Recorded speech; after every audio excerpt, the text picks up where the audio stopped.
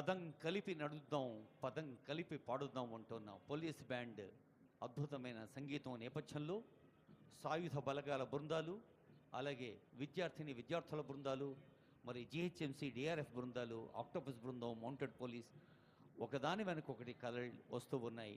ప్రధాన వేదిక దగ్గర ఉన్నటువంటి మన జాతీయ పతాకకు వందన సమర్పించేందుకు గౌరవనీయులైన ముఖ్యమంత్రి గారికి వందన సమర్పిస్తూ ఈ వేదిక ముందు నుంచి సాగుతూ వెళ్తాయి ఈ 10 బృందాలు కూడా.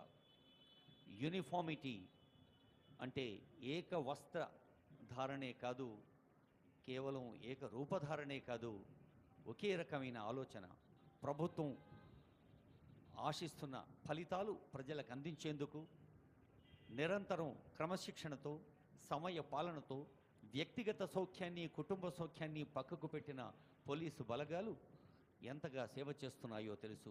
అలాంటి సేవలకు యావత్ ప్రజానీకం ధన్యవాదాలు అర్పించే సందర్భం ఈ తెలంగాణ రాష్ట్ర ఆవిర్భావ మహోత్సవం ప్రధాన వేదిక, ప్రధాన వేడుక. కదిలి వస్తున్నాయి ఒకదాని వెనక ఒకటి బృందాలు. కేవలం డ్రెస్సులోనే ఏకరూపణ కాదు, ప్రజల అవసరాలు అడ్రస్ చేయడంలో కూడా ఏకరూపంలో ఉంటాం. ప్రభుత్వం ఆశించిన ఫలితాలు అందిస్తాం, ఉన్నతాధికారుల ఆదేశాలు పాటిస్తాం అనే క్రమశిక్షణతో, వినయ విధేయతలతో, అంకిత భావంతో, సమయ పాలనతో ఉన్న బృందాలు కదిలి వస్తున్న దృశ్యాన్ని చూస్తూ ఉన్నాం. అదిగో మనకు ఎదురుగా ఉన్న 2 పెద్ద స్క్రీన్స్, ఆ తెరలపై కూడా అటు మార్చ్ పాస్ట్ చేస్తున్న బృందాలు, ఇటు గౌరవనీయులైన ముఖ్యమంత్రి గారు, ఉన్నతాధికారుల దృశ్యాలను కూడా చూస్తూ ఉన్నాం. Stride in pride, perfect march, chin up, chest high, the synchronized swing of arms and the sound of thudding feet fill the skies with pride and patriotism today as we celebrate decennial Telangana Formation Day, a historic day where entire Telangana stands still to witness this historic parade. The skies, the breeze, everything halt over here today to witness the historic moment. Ladies and gentlemen, you can see contingent number 1 marching smart towards the saluting dice. Contingent number 1, 1st Battalion, Yusuf Guda. Contingent commander is T. Sambhaya, with his entire contingent giving a smart salute to our Honorable Chief Minister, Sir, Shri Revanth Reddy, Sir. The headgear, kamarband, look at the way the legs, the feet, the foot movement is synchronized. మయూరాల రంగును గుర్తు చేస్తున్న సిఖి పించాలతో కదిలి వెళుతోంది 1st battalion Yusuf గూడా బృందం.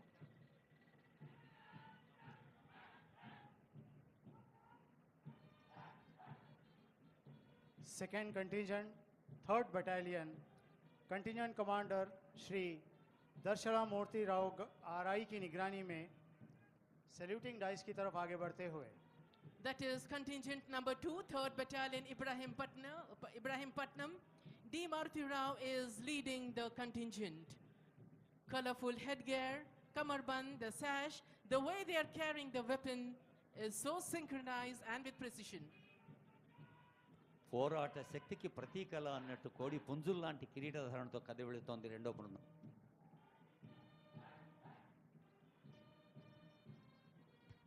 Now we have the 3rd contingent, 8th battalion, Kondapur. The contingent commander is M. Srinivas R.I. Again, the hue, the color is so different from the previous contingents which were marching chin high, digging their heels into the soil. Look at their eyes, as if they are like robos, they are marching.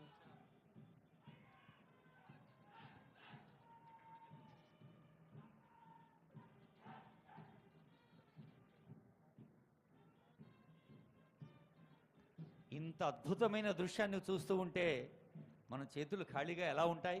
గట్టిగా చప్పట్లు కొట్టి ఈ కవాతు బృందాల్ని అభినందించండి, ఆశీర్వదించండి, ఆనందాన్ని పంచుకోండి. Ladies and gentlemen, I think we need to give them a big round of heartful applaud. Thank you so much for that wonderful, loud, encouraging clapping, ladies and gentlemen. Now contingent number 4, 12th Battalion Anaparthi, under the contingent commander was G. Yugender RI. అదిగో ముఖ్యమంత్రి గారు ఆశీనులై ఉన్న వేదిక నుంచి కదలి వెళ్తోంది మహిళా police బృందం. సైబరాబాద్, హైదరాబాద్, రాచకొండ 3 కమిషనరేట్ల పరిధిలో ఉన్న పోలీస్ అధికారులు ఈ బృందంలో ఉండటం ప్రత్యేకంగా అభినందించండి సోదరీమణుల్ని. CAR Women's, this is the 5th contingent. Tri-contingent comprised of Hyderabad, Rajkonda and Cyberabad, and the contingent commander is SK Rehana. Close to them is 6th contingent, Disaster Response Force, EVNDM, GHMC. The contingent commander is M. Balreddy, CI. ఆపత్తు సమయంలో మేమున్నాం, విపత్తులు వచ్చినప్పుడు మేము ఉంటాం. ఒక్కసారి వారి సేవలను గుర్తు చేసుకుందాం. జిహెచ్ఎంసీలో ఉండే డిఆర్ఎఫ్ ప్రకృతి విపత్తులు, అసౌకర్యాలు ఏర్పడ్డప్పుడు సేవతో ఎప్పుడు ముందుంటామని సాగుతూ వెళ్తున్న బృందం, వారికి శుభాకాంక్షలు.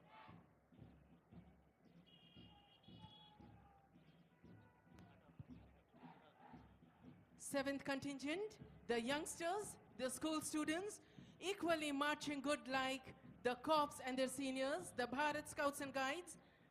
And the motto is be prepared. And yes, ladies and gentlemen, they really look be prepared. Ready to handle any situation, dressed in blues and wonderful striped karaban. ఈ చిరంజీవుల్ని ఆశీర్వదిద్దాం, అభినందిద్దాం. పరిపూర్ణమనే వ్యక్తిత్వం అంటే కేవలం చదువు, విజ్ఞానం, డిగ్రీలే కాదు, మరి శారీరక పటిష్టత, మంచి ఆలోచన, మంచి ఆచరణ. అందుకు స్కౌట్స్, గైడ్స్ ఎంతో ఉపయుక్తంగా ఉంటాయని ఆశిస్తూ తర్వాతి బృందం. 8th contingent, Mahatma Jyotiba Phule, Telangana BC Welfare Residential School students, and they are really as wonderful as the adults, the corps, dressed in white and maroon.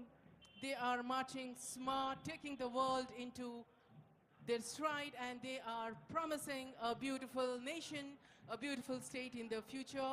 Close behind them, jumping and hopping. సూర్యుడి ఒకటే వెలుగు, గాలిది ఒకటే ప్రసారం అన్నట్టుగా schedule కులాలు, schedule తెగలు, మైనారిటీలు, బడుగు బలహీన వర్గాల పిల్లలకి గురుకుల విద్యా సంస్థలు అందిస్తున్న సేవల గురించి ముఖ్యమంత్రి గారు ప్రత్యేక శ్రద్ధ ఎన్నో సందర్భాల్లో చెప్పారు. ఆ విద్యార్థుల్ని అభినందిద్దాము, ఆశీర్వదిద్దాం. Jumping and hopping, dressed in black. The personnel, they are from Octopus. The contingent commander is M. Mallikarjun Gaud, Deputy Operational Commander. Contingent commander Shri M Mallikarjun Gaud deputy operational commander की निगरानी में octopus Ibrahimpatnam.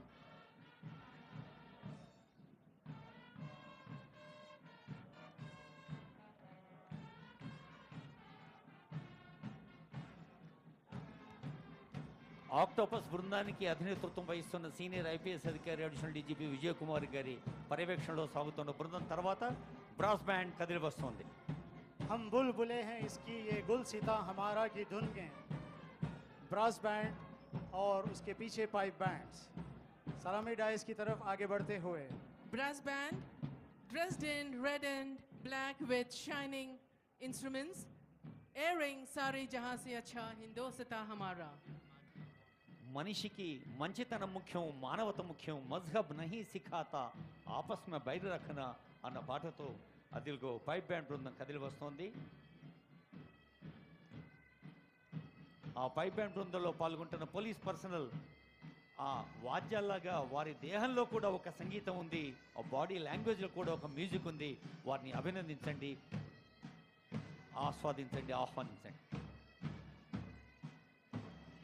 12th battalion Shri N Srinivas Rao ARSI की निगरानी में pipe band.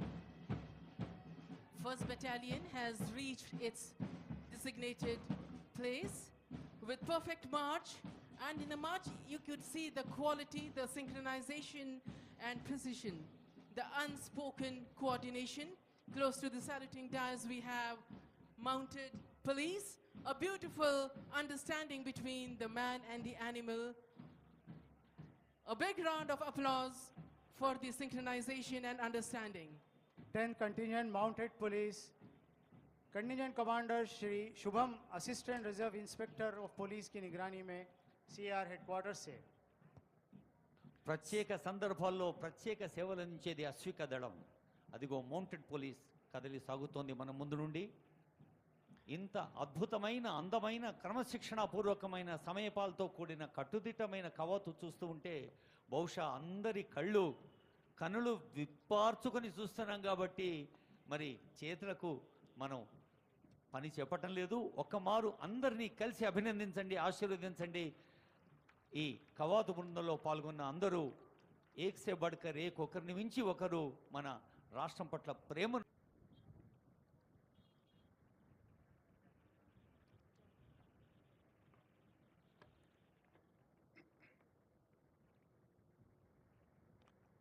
జై తెలంగాణ. 4 కోట్ల ప్రజల హృదయాలు ఆనందంతో ఉప్పొంగే పర్వదినం ఇది. తెలంగాణ అస్తిత్వానికి ఆత్మగౌరవానికి పట్టాభిషేకం జరిగి దశాబ్ద కాలం పూర్తయింది. రాష్ట్ర సాధన కోసం ప్రాణాలు అర్పించిన అమరులకు ఈ సందర్భంగా నా నివాళులు అర్పిస్తున్నాను. 6 దశాబ్దాల మన కలను నిజం చేసిన నాటి ప్రధానమంత్రి శ్రీ మన్మోహన్ సింగ్ గారికి, నాటి యూపీఏ చైర్పర్సన్ శ్రీమతి సోనియా గాంధీ గారులకు తెలంగాణ సమాజం తరఫున ప్రత్యేక కృతజ్ఞతలు తెలుపుతూ 4 కోట్ల తెలంగాణ ప్రజలకు తెలంగాణ ఆవిర్భావ దినోత్సవ శుభాకాంక్షలు. స్వేచ్ఛ తెలంగాణ జీవన శైలిలో భాగం. బానిసత్వాన్ని తెలంగాణ భరించదు. ప్రేమను పంచడం, పెత్తనాన్ని ప్రశ్నించడం మన తత్వం. ఆకలినైనా భరిస్తాం కానీ స్వేచ్ఛను హరిస్తే సహించం. దాశరథి చెప్పినట్టు తెలంగాణ అమాయకపు నెరజానే కానీ అన్యాయం జరిగితే తిరగబడే నైజం కూడా మనలో ఉంది. సంక్షేమం ముసుగులో ప్రజాస్వామ్యాన్ని చెరబట్టాలని చూస్తే తెలంగాణ భరించదు. ప్రాంతేతరుడు ద్రోహం చేస్తే పొలిమేరల వరకు తరిమి కొడతాం. ప్రాంతం వాడే ద్రోహం చేస్తే ప్రాణాలతోనే పాతి పెడతాం అన్న కవి కాళోజీ మాటలు అక్షర సత్యాలు. మిత్రులారా, డిసెంబర్ 7, 2023న ప్రారంభమైన ప్రజాపాలనలో స్వేచ్ఛ పునరుద్ధరణకు మొదటి ప్రాధాన్యత ఇచ్చాం. ముళ్ళ కంచెలు, ఇనుప గోడలు తొలగించాం. పాలకులు పాలితుల మధ్య గోడలు బద్దలు కొట్టాం. మున్సిపల్ కౌన్సిలర్ నుండి ముఖ్యమంత్రి వరకు ప్రజలకు అందుబాటులో ఉండే పాలన తెచ్చాం. మేం సేవకులం తప్ప పాలకులం కాదన్న నిజాన్ని నిరూపించాం. ప్రగతి భవన్ను మహాత్మా జ్యోతిరావు పూలే ప్రజాభవన్గా పేరు మార్చి ప్రజలకు అందుబాటులోకి తెచ్చాం. అక్కడ ప్రతి మంగళ శుక్రవారాల్లో ప్రజావాణి కార్యక్రమాన్ని నిర్వహిస్తున్నాం. ప్రజల సమస్యలు నేరుగా విని పరిష్కరిస్తున్నాం. ఆనాడు సచివాలయంలోకి ఈరోజు సామాన్యుడు కూడా రాగలిగే పరిస్థితి తెచ్చాం. ఇందిరా పార్కులో ధర్నా చౌక్కి అనుమతి ఇచ్చాం. మీడియాకు స్వేచ్ఛనిచ్చాం. ప్రతిపక్షానికి గౌరవం ఇచ్చాం. మా నిర్ణయాల్లో లోటుపాట్ల సమీక్షకు అవకాశం ఇస్తున్నాం. తప్పులు జరిగితే సరిదిద్దుకోవడానికి సిద్ధంగా ఉన్నాం. మేమే సర్వజ్ఞానులం అన్న భ్రమలు మాకు లేవు.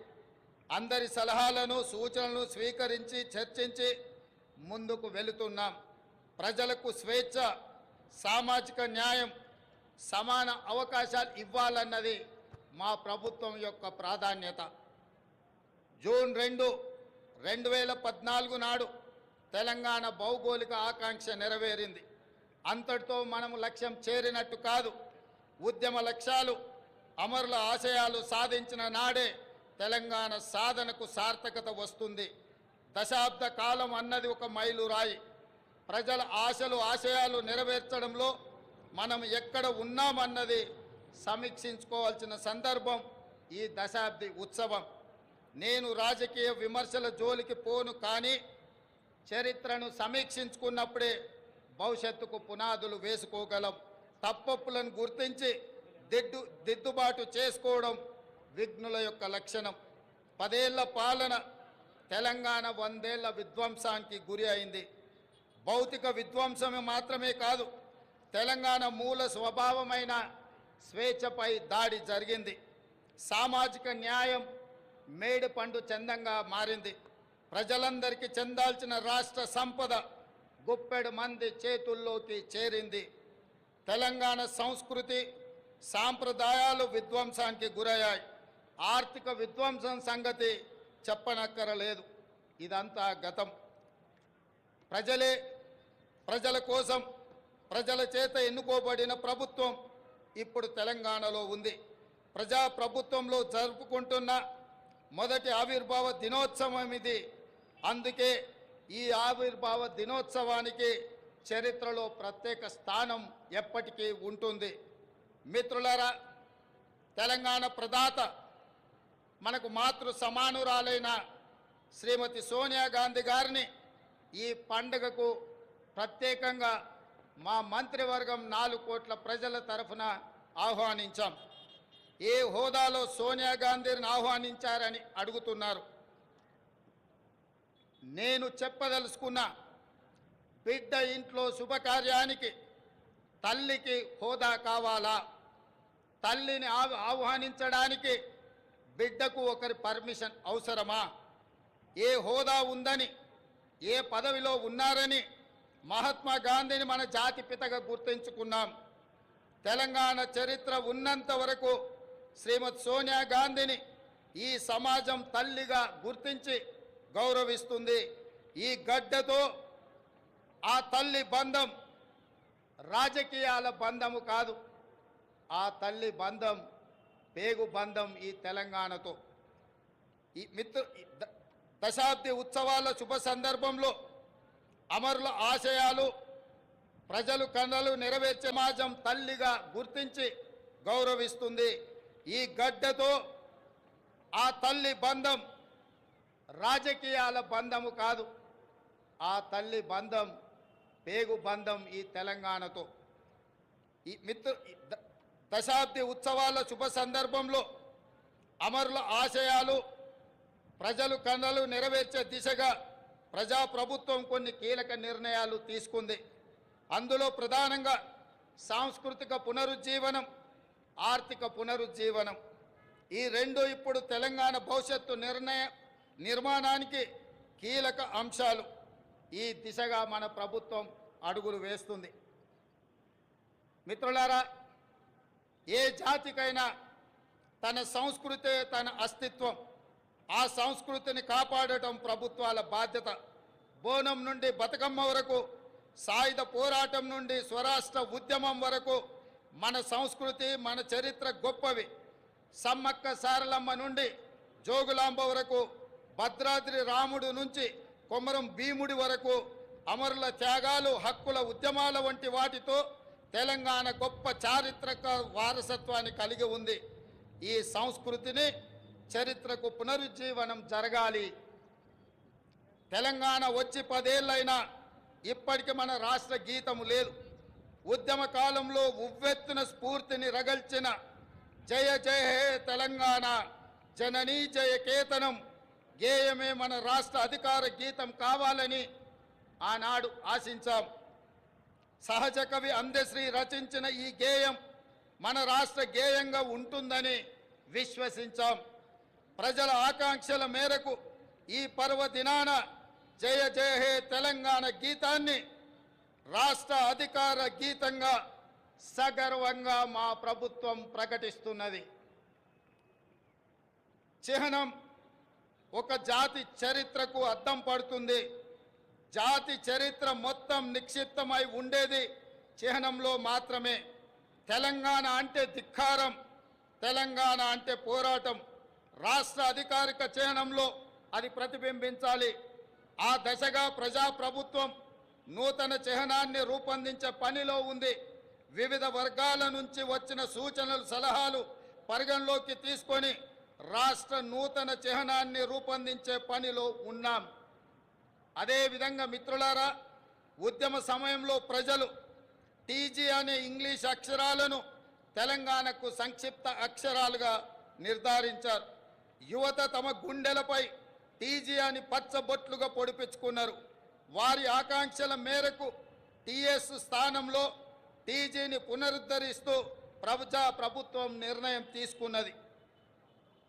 జననీ జన్మభూమిస్య స్వర్గాదపి గరీయసి అంటే జన్మనిచ్చిన తల్లి, జన్మనిచ్చిన భూమి స్వర్గం కంటే గొప్పవని అర్థం. తెలంగాణ తల్లి 4 కోట్ల ప్రజల యొక్క ఆకాంక్ష ప్రతిరూపంగా ఉండాలి. ఆ తల్లిని చూస్తే మన కన్న తల్లి యాదిలోకి రావాలి. సగటు తెలంగాణ గ్రామీణ మహిళా రూపమే తెలంగాణ తల్లి ప్రతిరూపంగా ఉండాలి. తెలంగాణ తల్లి కష్టజీవి, కరుణామూర్తి. ఈ రూపురేఖలతో తెలంగాణ తల్లి రూపానికి పునరుజ్జీవనం జరగాలి. త్వరలో ప్రజల ఆకాంక్షలను ప్రతిబింబించేలా తెలంగాణ తల్లి రూపుదిద్దుకుంటుంది. త్వరలోనే తెలంగాణ రాష్ట్రానికి తెలంగాణ తల్లి యొక్క ప్రతిరూపాన్ని మేము అందించబోతున్నాం. ఈ నిర్ణయాలు ఎవరికి వ్యతిరేకం కాదు, ఒక జాతి ఆకాంక్షలకు ప్రతిరూపం మాత్రమే. అదేవిధంగా మిత్రులారా, తెలంగాణ రాష్ట్ర ఆర్థిక పునరుజ్జీవనం మేము అధికారం చేపట్టే నాటికి రాష్ట్ర ఆర్థిక వ్యవస్థ పూర్తిగా విధ్వంసమైంది. 7 లక్షల కోట్ల రూపాయల అప్పుల ఊబిలో తెలంగాణ కూరుకుపోయింది. శాసనసభలో శ్వేతపత్రము పెట్టి వాస్తవాలు ప్రజల ముందు ఉంచాం. రాష్ట్ర సంపద పెంచి పేదలకు పంచడానికి ఆర్థిక పునరుజ్జీవనం జరగాల్సిన అవసరం ఉందని మా ప్రభుత్వం గుర్తించింది. మా ప్రభుత్వం ఆ దిశగా ప్రయత్నం చేస్తుంది.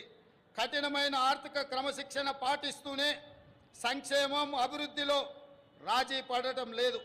ప్రభుత్వ ఉద్యోగులు పెన్షన్లకు మొదటి తారీఖునే వేతనాలు ఇవ్వడం జరుగుతుంది. అదేవిధంగా మిత్రులారా, గ్రీన్ తెలంగాణ 2050 స్వల్పకాలిక ఆలోచనలు కాదు, దీర్ఘకాలిక ప్రణాళికలతో భవిష్యత్తుకు పునాదులు వేస్తున్నాం. మొత్తం తెలంగాణకు గ్రీన్ తెలంగాణ 2050 మాస్టర్ ప్లాన్ తయారు చేస్తున్నాం. రాష్ట్రాన్ని 3 జోన్లుగా విభజిస్తున్నాం. హైదరాబాద్ ఔటర్ రింగ్ రోడ్డు పరిధిలో ఉన్న ప్రాంతాన్ని అర్బన్ తెలంగాణగా, ఔటర్ రింగ్ రోడ్డు నుంచి రీజనల్ రింగ్ రోడ్డు మధ్య ప్రాంతాన్ని సబర్బన్ తెలంగాణగా, రీజనల్ రింగ్ రోడ్డు నుండి తెలంగాణ సరిహద్దుల వరకు ఉన్నది గ్రామీణ తెలంగాణగా నిర్ధారించాం. ఈ 3 జోన్లలో ఎక్కడ ఎలాంటి అభివృద్ధి జరగాలి, ఎక్కడ ఏ రకమైన మౌలిక సదుపాయాల కల్పన జరగాలన్నది ఈ మెగా ప్రణాళికలో విస్పష్టంగా తొందరలోనే ప్రకటిస్తాం. హైదరాబాదు నగరానికి ఒకనాడు తలమానికం మూసీ నది. ఈనాడు మూసీ ఒక మురికి కూపంగా తయారవుతే దానిని సుందరీకరించి, మూసీ సుందరీకరణ ద్వారా ఈ హైదరాబాదు నగరాన్ని ప్రపంచ చిత్రపటంలోనే ఒక విశ్వ నగరంగా మార్చడానికి ఈనాడు మా ప్రభుత్వం కార్యాచరణను చేపడుతుంది. మూసీ సుందరీకరణ పథకం ద్వారా పరివాహక ప్రాంతాన్ని ఉపాధి కల్పన జోన్గా తీర్చిదిద్దబోతున్నాం. ఈ పథకానికి ఇప్పటికే 1000 కోట్ల రూపాయలు కేటాయించాం.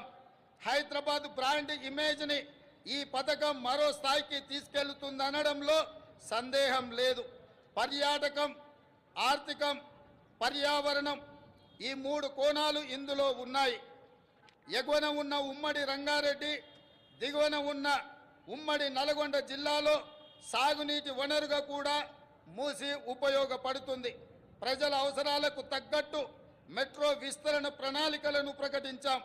రీజనల్ రింగ్ రోడ్డు త్వరితగతిన పూర్తికి ప్రయత్నిస్తాం.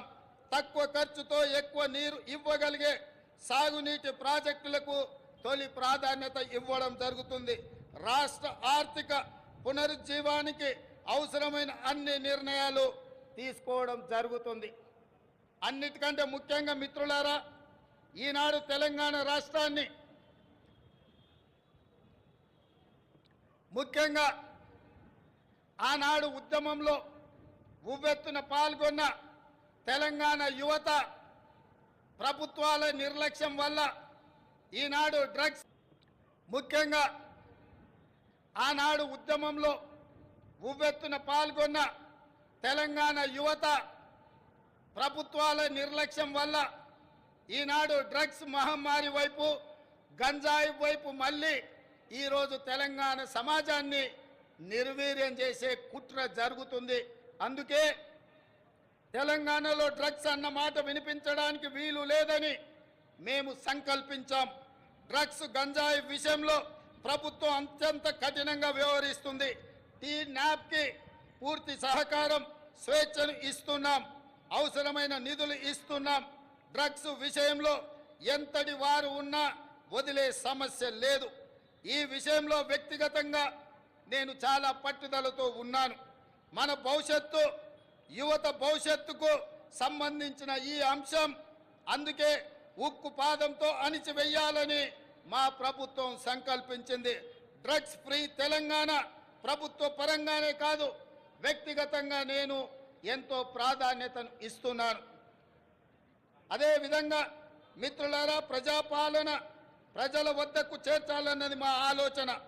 ఇందిరమ్మ గ్రామ సభల ద్వారా 2023 డిసెంబర్ 28 నుండి 2024 జనవరి 6 వరకు అభయహస్తం గ్యారంటీలను అమలుకు దరఖాస్తులను స్వీకరించాం. మహాలక్ష్మి, ఇందిరమ్మ ఇండ్లు, గృహజ్యోతి, చేయుత, రైతు భరోసా పథకాల కోసం 1,28,00,000 మంది దరఖాస్తులు పెట్టుకోవడం జరిగింది. ఇందులో డూప్లికేట్ దరఖాస్తులు మినహాయించగా 1,09,000 దరఖాస్తులు మిగిలాయి.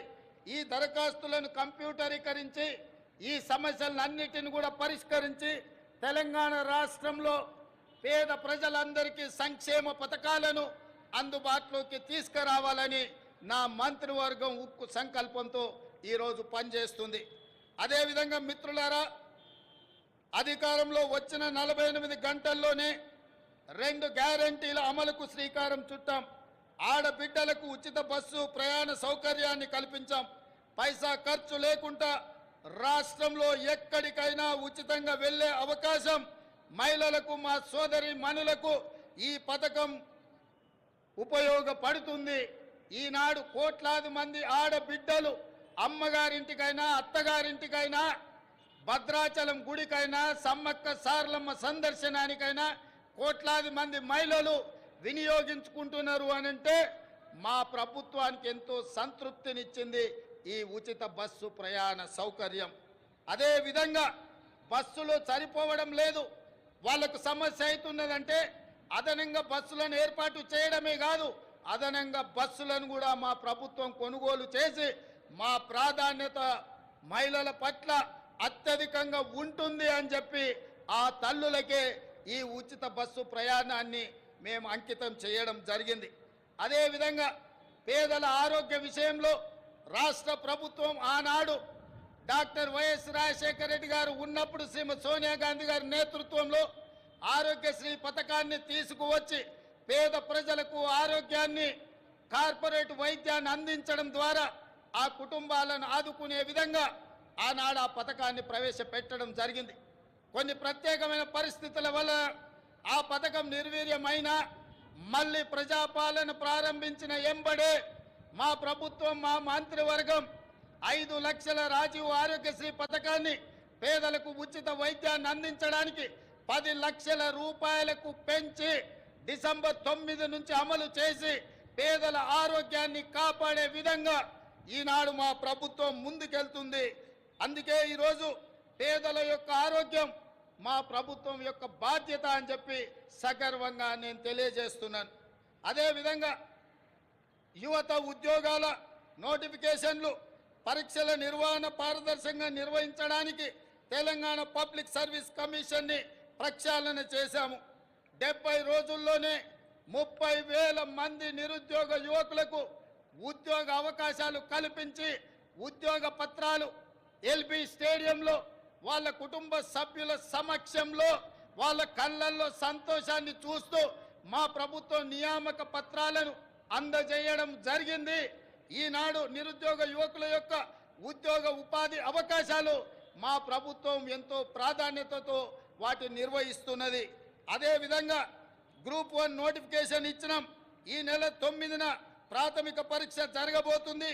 అదేవిధంగా మెగా డిఎస్సి పోస్టులతో 11,062 ఉద్యోగ నోటిఫికేషన్లు ఇచ్చినాం. తొందరలోనే ఈ టీచర్ల నియామకాలను చేపట్టడం ద్వారా తండాలలో, గూడాలలో, మారుమూల పల్లెల్లో పేదలకు విద్యను అందుబాటులోకి తీసుకొచ్చి ప్రతి పేదవాడికి విద్యను అందించాలన్న లక్ష్యమే మా ప్రభుత్వం యొక్క లక్ష్యము. ఆ దిశగా మేము ప్రయాణం చేస్తున్నాం.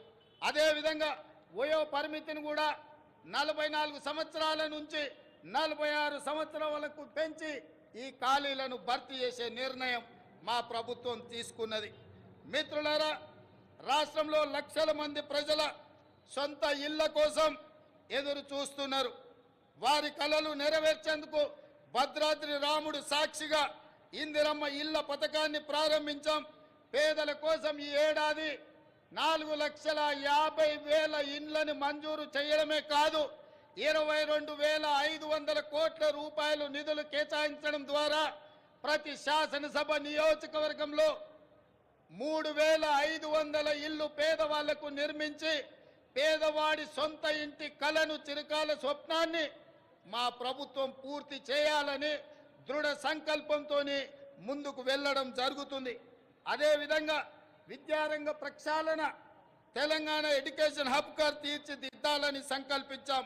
అందుకే ప్రతి మండల కేంద్రంలో అంతర్జాతీయ మోడల్ స్కూళ్లను నిర్మించడం మా బాధ్యతగా భావించి ఆ ప్రయత్నాన్ని ముందుకు తీసుకెళ్తున్నాం. అదేవిధంగా స్కిల్ యూనివర్సిటీలను ఎంతోమంది విద్యార్థులు పట్టాలు తీసుకుంటున్నారు, కానీ వాళ్ళకి స్కిల్ డెవలప్మెంట్ విషయంలో సరైన శిక్షణ లేకపోవడం వల్ల ఉద్యోగ ఉపాధి అవకాశాలలో కొన్ని ఇబ్బందులు ఎదుర్కొంటున్నారు.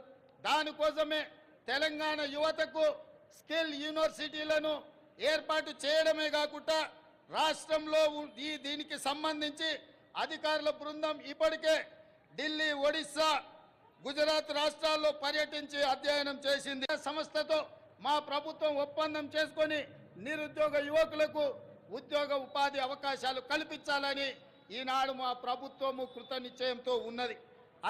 అదేవిధంగా మిత్రులారా, తెలంగాణ సమాజం అంటేనే వ్యవసాయం. మన సంస్కృతి, మన సాంప్రదాయం అంటే వ్యవసాయం. ఈ వ్యవసాయానికి రైతును రాజును చేయడమే మా సంకల్పం. అందుకోసమే మా ప్రభుత్వం రైతు బాగుంటే రాష్ట్రం పచ్చగా ఉంటుందని విశ్వసించే ప్రభుత్వం.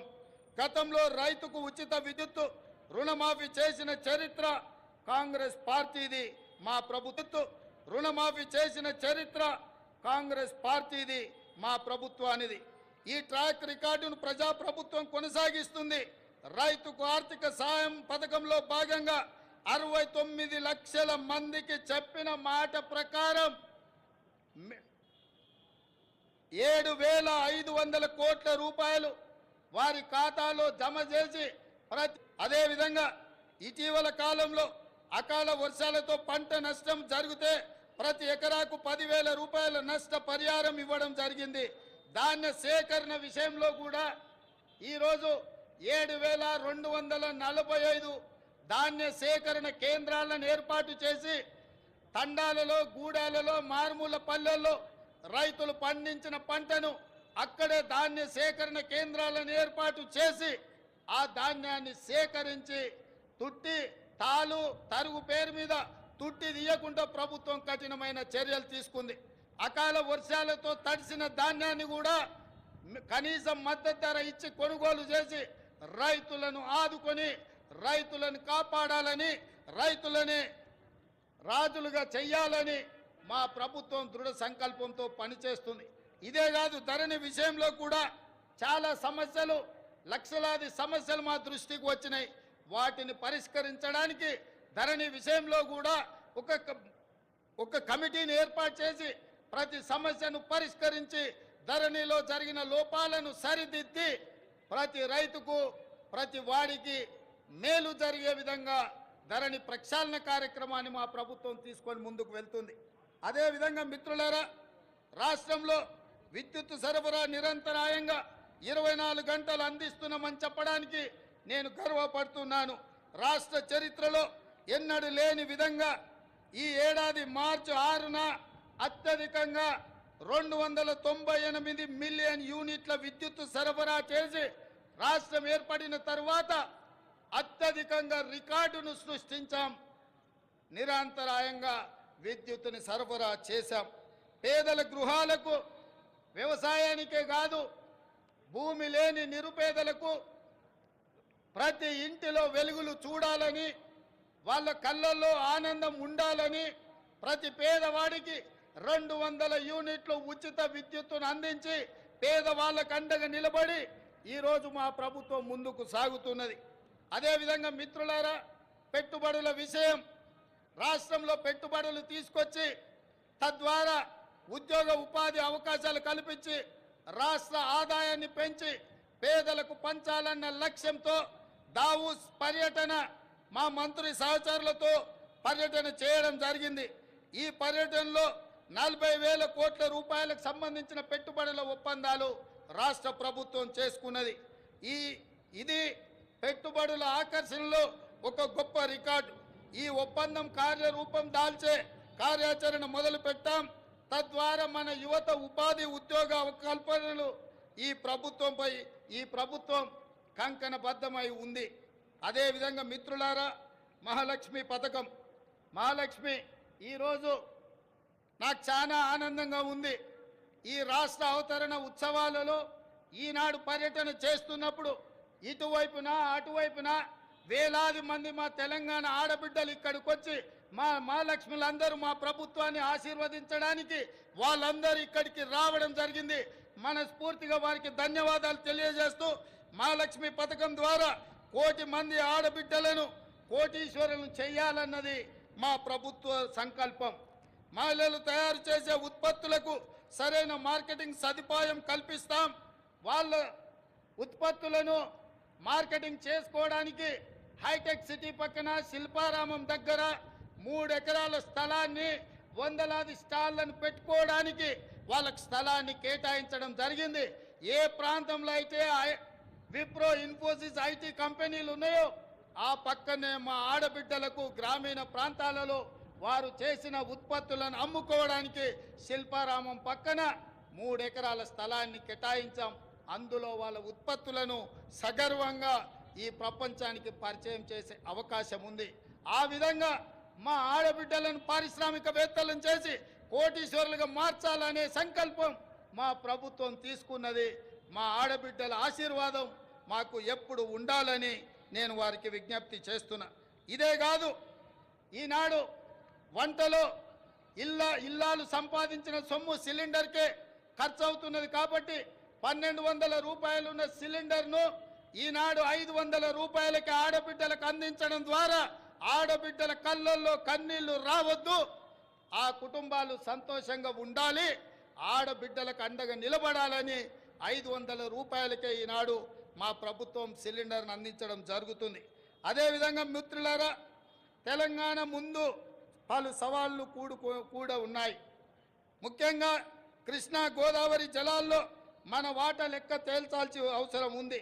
10 ఏళ్ళైనా నీటి పంపకాలు జరగలేదు. కేంద్రంపై ఒత్తిడి తెచ్చి త్వరగా నీటి వాటాలు సాధించుకొని సాగునీటి ప్రణాళికలు సమర్థవంతంగా అమలు చేసుకోవాలన్నది ప్రభుత్వం యొక్క ఆలోచన. హైదరాబాద్ ఉమ్మడి రాజధానికి ఈ రోజుతో కాలం చెల్లింది. ఆంధ్రప్రదేశ్లో ఆస్తుల విభజనకు సంబంధించి ఈ సమస్యలను సాధ్యమైనంత త్వరగా పరిష్కరించుకుంటాం. అదేవిధంగా మిత్రులారా, తెలంగాణ ప్రపంచానికి ఒక దిక్సూచి కావాలి. విశ్వ వేదికపై తెలంగాణ విజయ పతాక సగర్వంగా ఎగరాలి.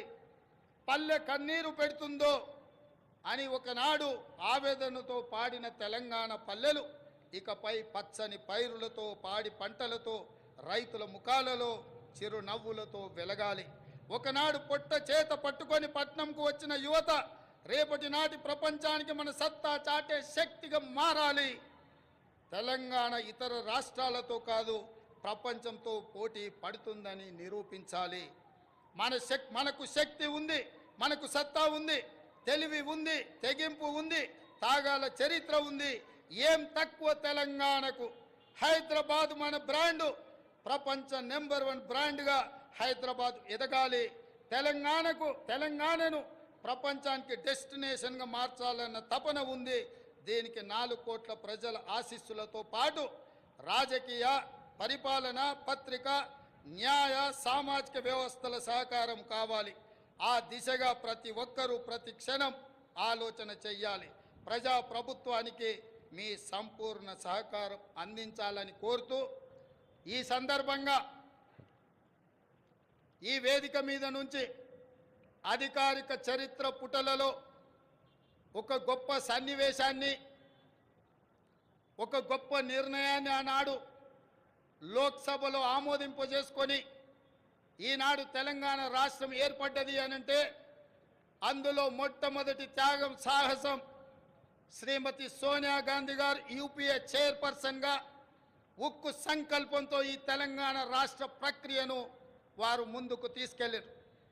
రెండవ బాధ్యత బాబు జగజీవన్ రామ్ గారి సుపుత్రిక శ్రీమతి మీరా కుమారి గారు లోక్సభ స్పీకర్గా, మహిళగా, ఒక కన్న తల్లిగా పిల్లలను కోల్పోతే ఆవేదన ఎట్లుంటుందో తెలిసిన అమ్మగా మీరా కుమారి గారు సంపూర్ణమైన సహకారాన్ని అందించి ఆనాడు తెలంగాణ బిల్లును లోక్సభలో ఆమోదించడంలో అత్యంత క్రియాశీలక బాధ్యత వారు పోషించారు.